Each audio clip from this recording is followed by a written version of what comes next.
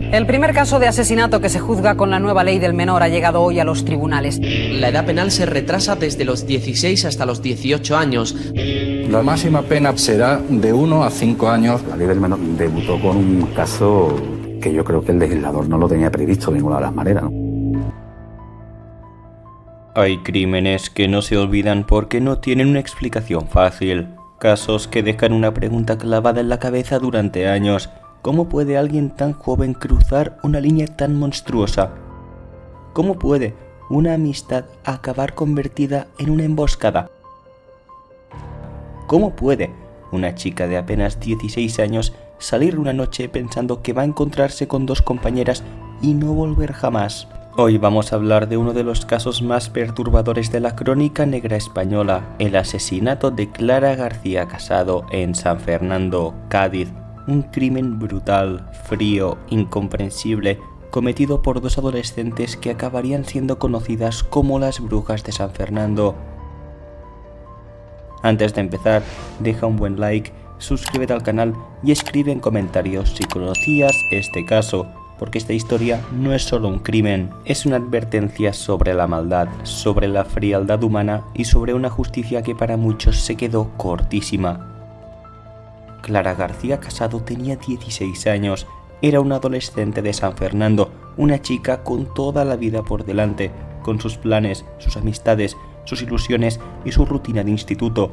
Nada hacía pensar que acabaría convertida en víctima de uno de los asesinatos más salvajes y absurdos que se recuerdan en España. Sus agresoras eran dos compañeras de instituto, Iria y Raquel, también adolescentes.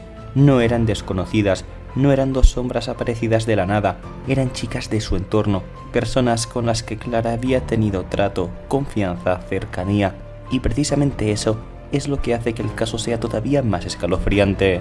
Porque no hablamos de un ataque casual, no hablamos de un robo que salió mal, no hablamos de una pelea improvisada, hablamos de una trampa, de una cita preparada, de una víctima que acudió confiada y de dos agresores que, según se supo después, tenían una idea tan retorcida como aterradora.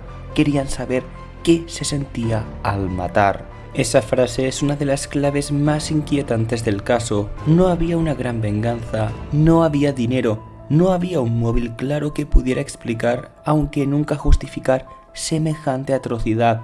Lo que apareció fue algo mucho más oscuro. La voluntad de experimentar con la muerte de otra persona. La noche del 26 al 27 de mayo del año 2000, Clara fue llevada a una zona conocida como El Barrero. Allí se produjo el ataque. La violencia fue extrema, más de 30 puñaladas, una brutalidad desproporcionada, un ensañamiento que dejó conmocionados incluso a quienes estaban acostumbrados a investigar crímenes duros.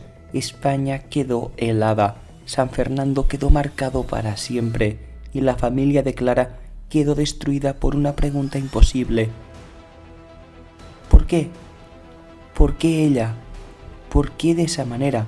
¿Por qué dos adolescentes fueron capaces de planear y ejecutar un crimen así? El caso se volvió mediático rápidamente. El apodo de las brujas de San Fernando empezó a circular por los medios. Se habló de gustos oscuros, de supuestas influencias esotéricas, de simbolismo gótico, de una fascinación por lo macabro. Pero conviene tener mucho cuidado. Nada de eso explica por sí solo un asesinato. Vestir de negro, interesarse por lo oculto o tener una estética determinada no convierte a nadie en criminal. Así que el verdadero horror del caso no está en la estética, está en la decisión, en la frialdad, en la falta de empatía, en el hecho de que dos chicas jóvenes pudieran mirar a una compañera, engañarla, atacarla y después seguir adelante como si la vida humana no valiera absolutamente nada. Y aquí aparece uno de los puntos que más indignaron a la sociedad: la aparente ausencia de remordimiento. Según las informaciones publicadas sobre el caso, las agresoras no mostraron una culpa proporcional al horror cometido, y eso encendió todavía más el debate público, porque una cosa es cometer un crimen terrible y otra, aún más inquietante, es actuar después con una frialdad casi inhumana. Imagina por un momento a los padres de Clara, una hija de 16 años, una llamada, una desaparición, la angustia, la búsqueda.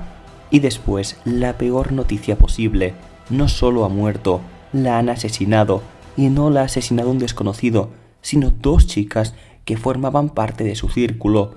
Es imposible medir ese dolor. No hay condena que devuelva una vida. No hay sentencia que repare una silla vacía en casa. No hay explicación que pueda calmar a unos padres que pierden a su hija de esa forma. Y por eso, este caso provocó un debate enorme sobre la ley del menor.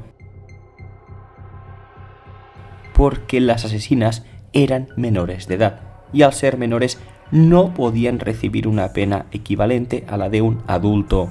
Fueron condenadas a internamiento en centros de menores. 8 años, y para muchísima gente aquello sonó a castigo insuficiente frente a una barbaridad inmensa. La Ley Orgánica de Responsabilidad Penal del Menor había sido aprobada poco antes y entró en vigor en enero de 2001. Este caso se convirtió en uno de los primeros grandes choques entre la teoría de la reinserción y el clamor social por una respuesta más dura.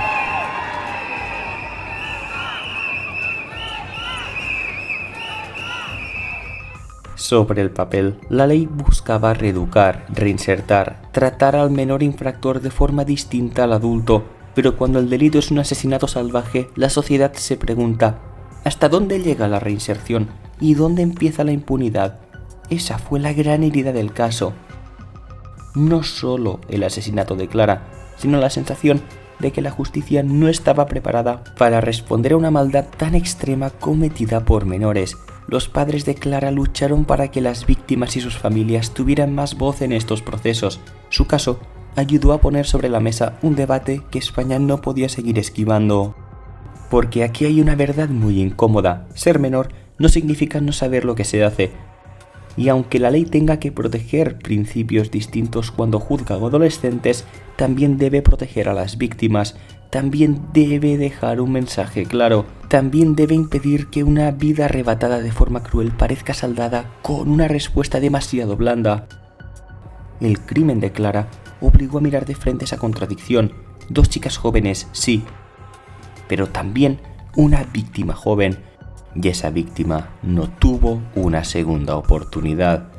Si este vídeo te pareció interesante, deja un buen like, suscríbete al canal y déjame en comentarios qué piensas tú. ¿Fue suficiente la condena? ¿Debería endurecerse la ley para menores en casos de asesinato? ¿O crees que la reinserción debe mantenerse incluso en los crímenes más terribles? Clara García Casado merece ser recordada por su nombre, por su vida y por la injusticia brutal que acabó con ella demasiado pronto. Hasta el próximo vídeo.